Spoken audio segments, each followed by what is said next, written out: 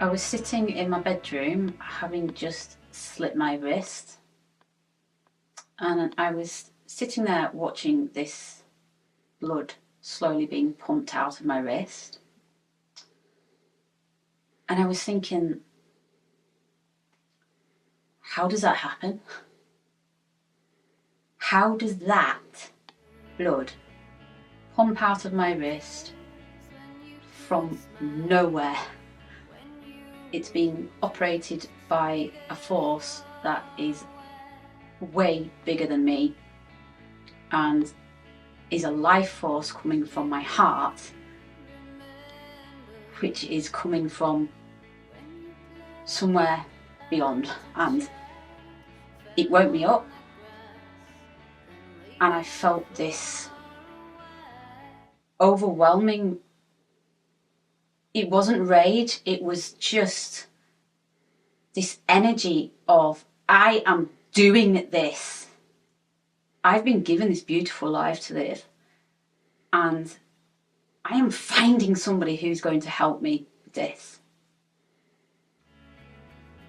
I was about 17 years old, and I had been around the houses trying to find somebody to help me with this eating disorder, which I'd been suffering with by that point for roughly 3 years.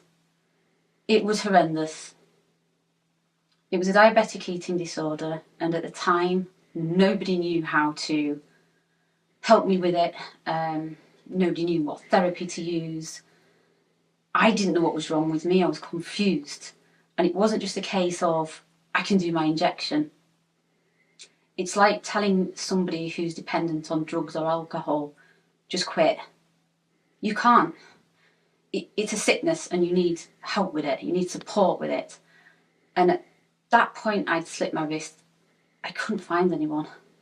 I'd been turned away from multiple medical professionals, some of which had just said to me, if you don't sort this out, you'll die. We know that as diabetics. We know what can happen if we don't control blood sugars. But this wasn't a case of just doing my insulin and then I'm going to be fine. It was a sickness. It was a mental sickness, and I needed to find the right person to help me understand what I was doing to myself and to support me through some kind of a therapy. Eventually, after going back to my local GP, who was lovely, multiple times, I got to the right person, and they were wonderful. They could see that I was dealing with complex things. So there wasn't just the eating disorder, there was the diabetes, there was the relationship with food, there was the emotion of the whole thing, there was the emotion between myself and food, the relationship between the food and the diabetes and the emotion. There was so many complex things going on with it. I'd had some trauma when I was a child. My father left me when I was 6 to be a touring musician. My grandfather died, and I had developed type 1 diabetes, which nearly killed me. I had everything packed in, all my organs packed in, apart from my heart, and the doctor said to my mum and my grandma, she's going to die, you better say your prayers.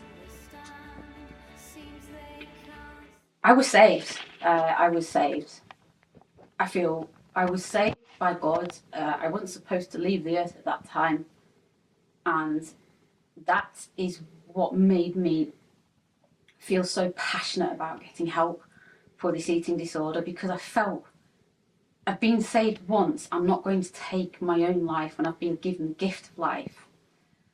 And with my therapist, we managed to unravel all the emotional side of things that was going on with me. It was a case of retraining the pathways in my brain.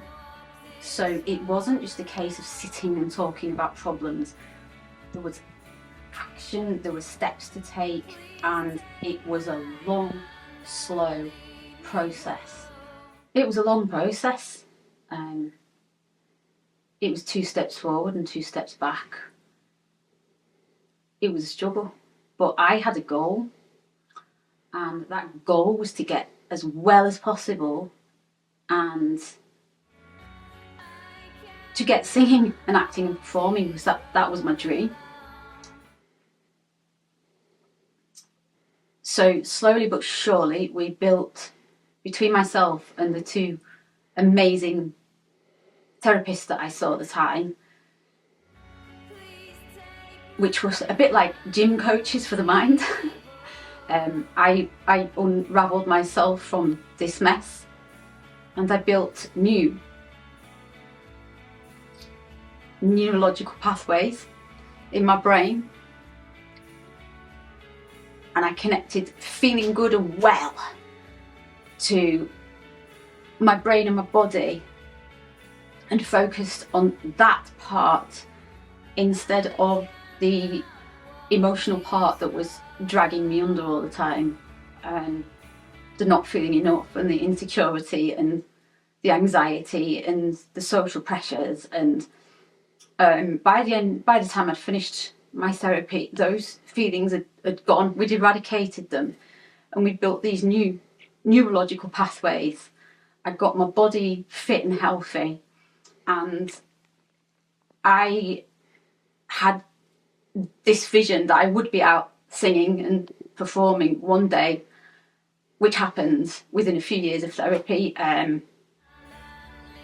was gigging around local bars in Leeds, and I got my first leading role, Sally Bowles, in the musical Cabaret, which is a very demanding, challenging role indeed. Involves singing, dancing, throwing yourself around, and that was my goal, and I reached it, and I was so proud of that moment. And the only reason I could reach that goal is because I had a great team of people around me who supported me, took the time to understand me, and never judged me, and never made me feel like it was my fault that I had this eating disorder, or my fault that I was not looking after my diabetes. And so I encourage any of my fans who are struggling with eating disorders,